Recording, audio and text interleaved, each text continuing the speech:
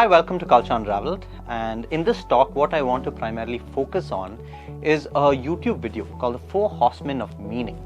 And it is a conversation between four eminent thinkers of our age on the theories and the ideas behind the concept of meaning.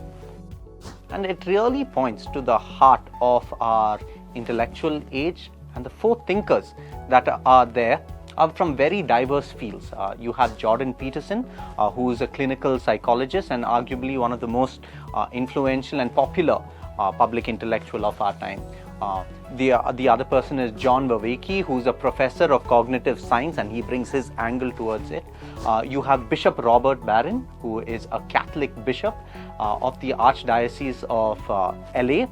And then you have Jonathan Pageau, who is an Eastern Orthodox icon carver, but he also does a number of podcasts and YouTube videos and is in one sense a lay theologian. So you have these four people coming together and having the conversation. Now, I found the title of it interesting. It's called The Four Horsemen of Meaning. And in one sense, it is in opposition to or in an answer to another YouTube video called The Four Horsemen of Atheism. At that point in time, and that was taken a couple of years back, that was a YouTube video and a 2-hour conversation between Richard Dawkins, Christopher Hitchens, Sam Harris, and Daniel Dennett, who were the icons or most popular figures for atheism, speaking for science and the value of science and the ultimate rule of science over everything in nature, over every understanding that's there. And so in one sense, this could be seen as an answer to that. It's reframing that argument in a different way. Now, it's important to look at this because it answers the predominant cultural and intellectual thinking of our time, that science is the ultimate answer to everything. And the four horsemen of atheism, when they did that YouTube video at that point in time, were articulating that ultimately science is the answer to everything in life.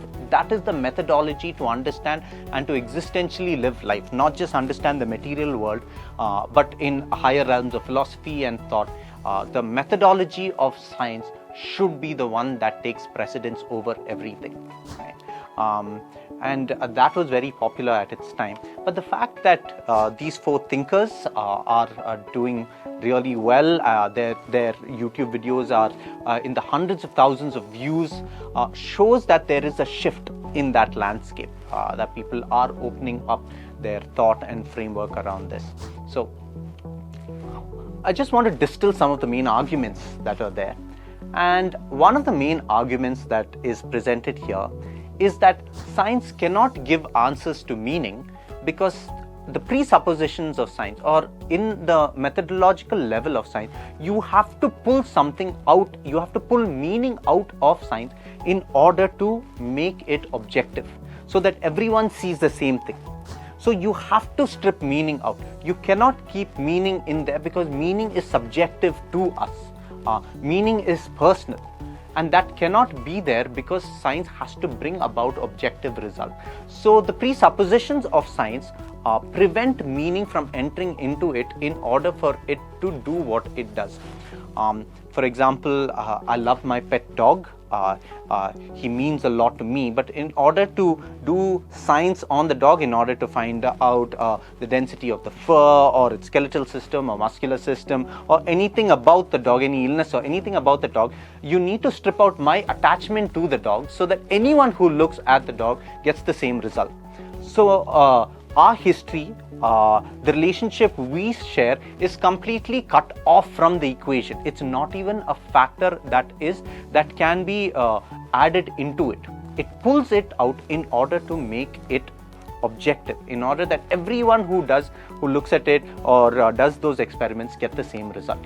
Now, what the four of them say is that but human beings inherently inhabit a world of meaning. We want to see interconnectedness. We want to see the relationship between us and others and the world around us.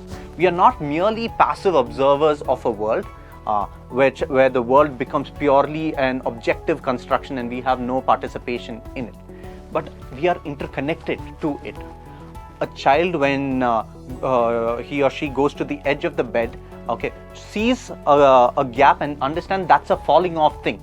It's not the height or the acceleration due to gravity or the pressure that is going to be put on it, but rather that it is a falling off thing for her or him. Right? So it has meaning. The world has meaning, and science has to take meaning out of it. And so science cannot be the methodology by which we understand and navigate through life. It can only do what it's called to do. Right?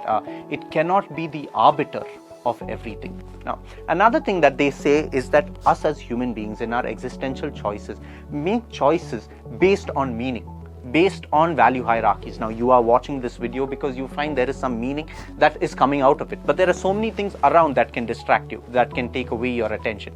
But you cut yourself out of everything else and focus on this thing because this particular thing has greater meaning which is coming out for you. As human beings, we always make choices based on something that has greater meaning for us. Otherwise, if the world is a purely objective world of material things or object, then we won't know what to choose and what to ignore. As human beings, we make choices based on those hierarchy of value. We choose things that we think have greater value and focus our attention to it. Science cannot tell us what those things are. Science can only help us analyze the material world.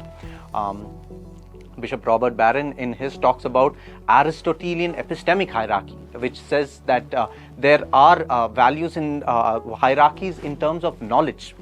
Aristotle says that physics and then mathematics and then to the higher realm of metaphysics. There is an epistemic value hierarchy that is there in things, and science does not belong on top of that hierarchy that's there. If it does, then there is a problem. The whole thing gets mangled and it gets twisted. That's that. Right. Now, here's another very interesting thing that's there.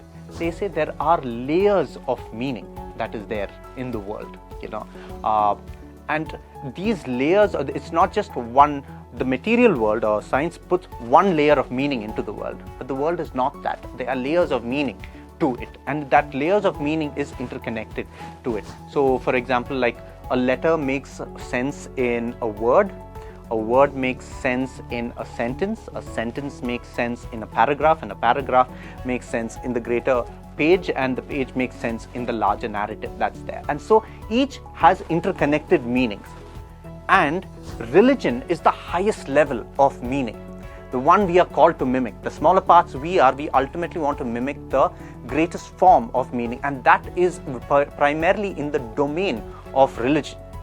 Religion primarily works within the domain of meaning. When we pray, we want God to help us as people. Subjectively, it has personal meaning for each one of us. Science cannot give that. Religion is the highest level of meaning. And this is why we need to reframe our religious debates, our religious thought of how we look into religion, the concept of God as the highest level of meaning, as the ultimate meaning which we within smaller meanings are called to mimic, are called to move towards. The highest level of meaning is inhabited within the religious domain. At the absolute highest, which is God, is the one in whom we need to mimic, or the meaning that we need to pursue that's there.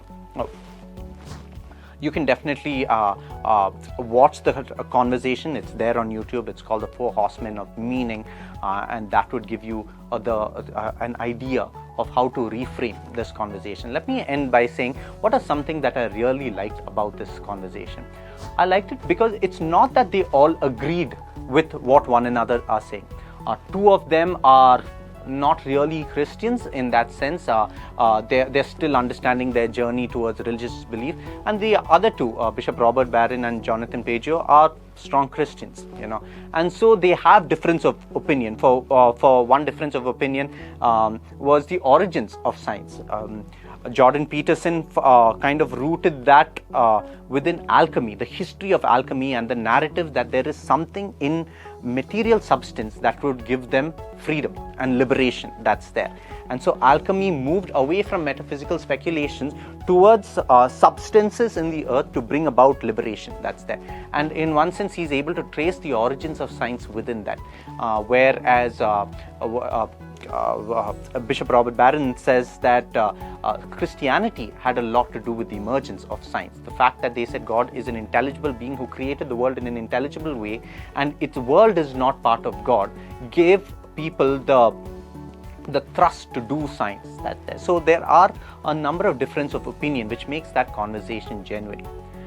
Another thing that I liked about the conversation is that they are engaging in deep theology without the structures and the jargon of theological concepts that's there. It's going outside the echo chambers of institutions and seminary and amalgamating ideas which are diverse and dialectic, and outside that framework, they bring together Thomas Aquinas, they bring René Descartes, they bring Saint Maximus, they bring Plato, they bring Carl Jung, they bring the book of Revelation in, and all of this is put together and weaved into one conversation, and the conversation of meaning.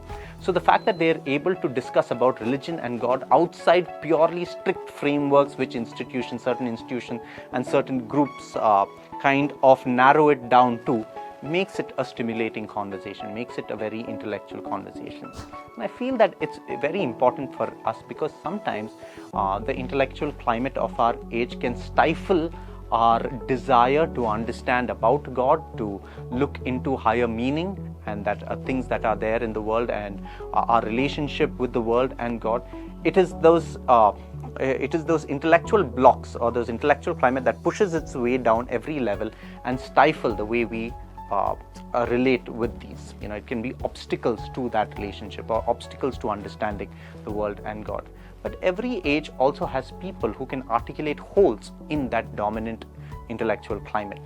And I feel these four men are doing just that, and in one sense what they're doing is something called apologetics. Apologetics kind of clears the intellectual roads so that we can start clearly thinking about meaning, about purpose, about God, and our interrelations with Him.